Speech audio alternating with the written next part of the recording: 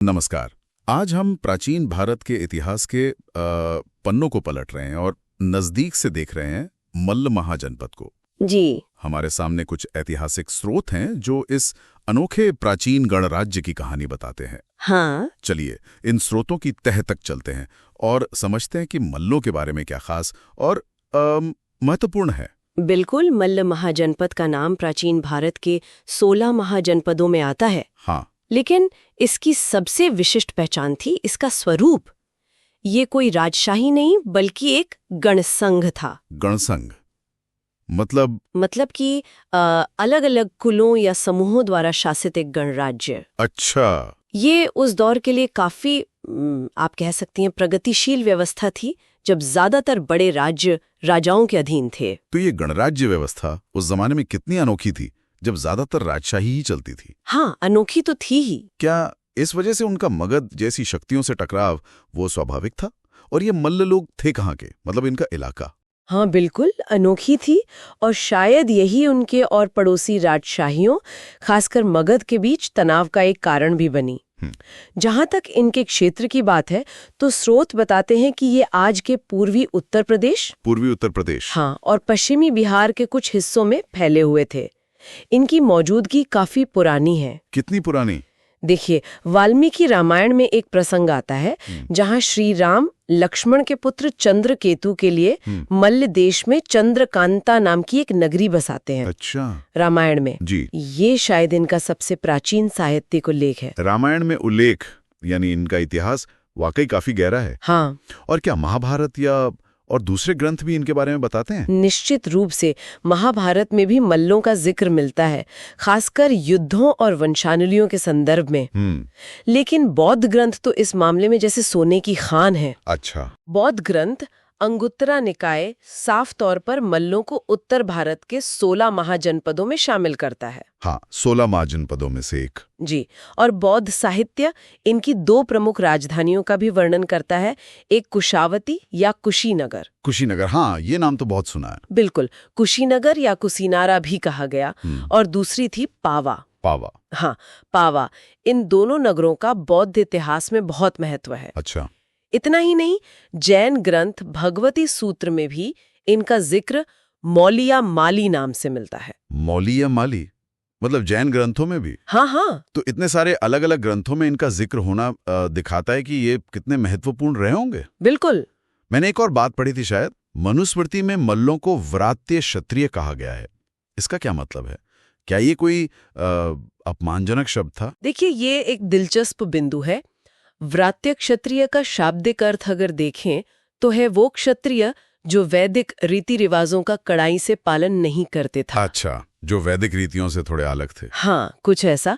माना जाता है कि ये उपाधि उन्हें इसलिए दी गई क्योंकि मल्ल जो थे वो बौद्ध धर्म के प्रबल अनुयायी बन गए थे। ओहो। और शायद इसी वजह से वैदिक कर्मकांडों से दूर हो गए थे। तो ये उनके इतिहास का एक, आप कह सकते हैं, निर्णायक मोड़ था। ये तो बहुत बड़ी बात है कि मतलब बुद्ध ने अपने अंतिम क्षणों के लिए मल्लों की भूमि कुशीनगर को चुना। हाँ बिल्कुल। क्या स्रोतों में इसका कोई विशेष कारण बताया गया है, क्यों कुशीनगरी? स्रोतों में कोई स्पष्ट कारण तो नहीं मिलता, लेकिन ये तथ्य ही अपने आप में मल्लों और बौद्ध धर्म के गहरे जुड़ाव को दिखाता है। सही बात है। गौतम बुद्ध का महापरिनिर्वाण यानी उनका देह त्याग कुशीनगर में ही हुआ था। ये मल्लों के प्रमुख नगरों में से एक था। बुद्ध के बाद उनके अस्थि अवशेषों के हिस्से किए गए और मल्लों को भी उनका एक भाग मिला। उनके अवशेषों का? जी हाँ। और उन्होंने इस पवित्र अवशेष पर कुशीनगर में एक स्तूप का निर्माण करवाया। स्तूप उस समय, आप जानती हैं, पवित्र अवशेषों को सहेजने और पूजा के महत्वपूर्ण केंद्र होते थे। हाँ हाँ बिल्कुल। और इसका पुरातात्विक प्रमाण भी है। कसिया नाम की जगह से एक ताम्रपत्र मिला है। ताम्रपत्र? हाँ, कॉपर प्लेट। हाँ। जिस पर परिनिर्वाण चैत्य ताम्रपट्ट इति जैसा कुछ अंकित है, जो इसी स्तूप की ओर इशारा करता है। अच्छा, तो मतलब पुरातात्विक सबूत भी है इस बात का? जी। तो बुद्ध की जीवन की अंतिम घटना और उसके बाद के अवशेषों से जुड़ा ये पहलू मल्लों को ऐतिहासिक रूप से बहुत महत्वपूर्ण बना देता है। निसंदेह। अब अगर राजनीतिक पहलू पर आएं, तो क्या इनके पड़ोसियों से संबंध हमेशा तनावपूर्ण ही थे, या? जैसा हमने पहले बात की, गणराज्य होने के नाते शक्तिशाली राजतंत्रों से इनके संबंध वो सहज नहीं थे। हाँ। स्रोतों में मल्लों और पास के एक और शक्तिशाली गणराज्य लिच्छवियों के बीच प्रतिस्पर्धा का भी जिक्र मिलता है। लिच्छवियों से भी? हाँ, ऐसा माना जाता है कि मगध के राजा बिंबिसार के सत्ता में आने से पहले ही मल्लों ने अपने यहाँ गणराज्य व्यवस्था स्थापित कर ली थी। बिंबिसार से भी पहले? जी, लेकिन समय के साथ खासकर मगध के लगातार विस्तारवादी रवैये के सामने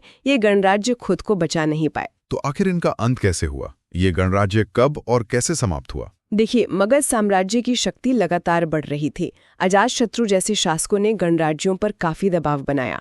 अंततः 4वीं शताब्दी ईसा पूर्व में जब चंद्रगुप्त मौर्य ने विशाल मौर्य साम्राज्य की नींव रखी। मौर्य साम्राज्य? हाँ, तब तक मल्ल महाजनपद अपनी स्वतंत्रता खो चुका था और मगध साम्राज्य का हिस्सा बन गया था। तो मतलब मौर्य साम्राज्य में विलीन हो गया? जी, ये उस दौर की बड़ी राजनीतिक सच्चाई थी। शक्तिशाली केंद्रीकृत राजतंत्र धीरे धीरे छोटे गणराज्यों को अपने में मिला रहे थे।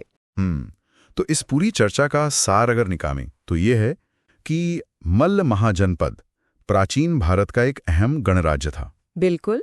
पूर्वी उत्तर प्रदेश, पश्चिमी बिहार में स्थित था। रामायण से लेकर बौद्ध और जैन ग्रंथों तक में इसका उल्लेख है। हाँ, कई ग्रंथों में। बौद्ध धर्म से इनका गहरा नाता था, खासकर कुशीनगर में बुद्ध के महापरिनिर्वाण के कारण। जी, ये बहुत महत्वपूर्ण है। और आखिरकार मौर्य साम्राज्य के उदय के साथ इनका स्वतंत्र अस्तित्व समाप्त हो गया। बिल्कुल सही। हमने देखा कि कैसे कुशीनगर और पावा इनकी महत्वपूर्ण राजधानियां थीं और कैसे विभिन्न स्रोत इनके इतिहास पर रोशनी डालते हैं। ये सिर्फ एक राजनीति की कहानी नहीं थे, बल्कि एक कह सकते हैं सांस्कृतिक पहचान भी रखते थे। हाँ, जैसे वो व्रात्य क्षत्रिय वाली बात। जी बिल्कुल, उससे ये पता चलता है। और यहाँ रुककर सोचने वाली बात ये है कि आज से हजारों साल पहले भी भारत में गणतांत्रिक व्यवस्थाएं थीं। हाँ? फल फूल रही थीं। हाँ, ये वाकई अद्भुत है। ये विचार भी कितना